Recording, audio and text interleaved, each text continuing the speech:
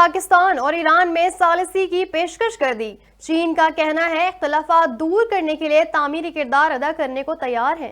ایرانی حملے پر پاکستان کے جواب کے بعد کراچی میں چین کے قونصل جنرل یانگ ڈونگ کی جانب سے بیان میں کہا گیا کہ پاکستان اور ایران میں کشیدگی پر ثالثی کی پیشکش کی گئی ہے، اختلافات دور کرنے کے لیے تعمیری کردار ادا کرنے کو تیار ہے۔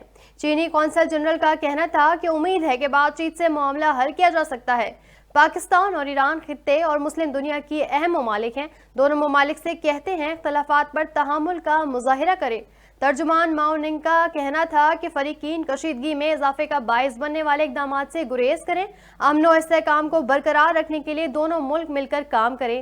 ہم ایران اور پاکستان دونوں کو قریبی پڑوسی اور بڑے اسلامی ملک سمجھتے ہیں۔